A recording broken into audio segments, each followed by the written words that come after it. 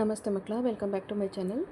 ಇವತ್ತು ನಾವು 7ನೇ ತರಗತಿಯ ವಿಜ್ಞಾನದಲ್ಲಿ ಸೇತುಬಂಧ ಪೂರ್ವ ಪರೀಕ್ಷೆಯ ಮಾದರಿ ಪ್ರಶ್ನೆ ಪತ್ರಿಕೆಯನ್ನು ನೋಡ್ತಾ ಹೋಗೋಣ ಮಕ್ಕಳ.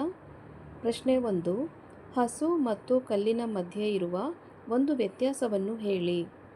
ಪ್ರಶ್ನೆ 2, ಮರವನ್ನು ಜೀವಿ ಎಂದು ಏಕೆ ಕರೆಯುತ್ತಾರೆ.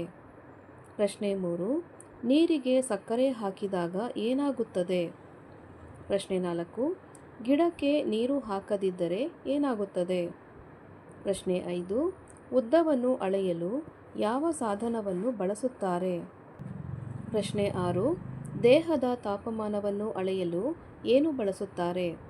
ಪ್ರಶ್ನೆ 7, ಮಳೆ ಬಂದರೆ ರಸ್ತೆಗಳು ಏಕೆ ಒದ್ದೆಯಾಗುತ್ತವೆ.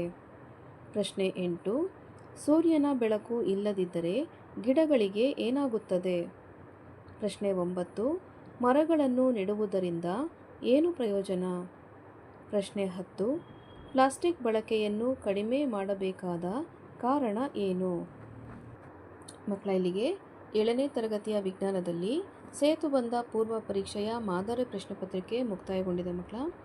ಈ ಒಂದು ವಿಡಿಯೋ ನಿಮಗೆ ಇಷ್ಟ ಆದಲ್ಲಿ ದಯವಿಟ್ಟು ನಮ್ಮ ಚಾನಲ್ನ ಲೈಕ್ ಮಾಡಿ, ಶೇರ್ ಮಾಡಿ, ಸಬ್ಸ್ಕ್ರೈಬ್ ಮಾಡಿಕೊಂಡು ನಾವು ಹಾಕುವಂಥ ಎಲ್ಲ ವಿಡಿಯೋನ ನೋಡ್ತಾ ನಮ್ಮನ್ನು ಎನ್ಕರೇಜ್ ಮಾಡ್ತಾ ಹೋಗಿ ಮಕ್ಕಳ. Thank you for watching. Bye bye.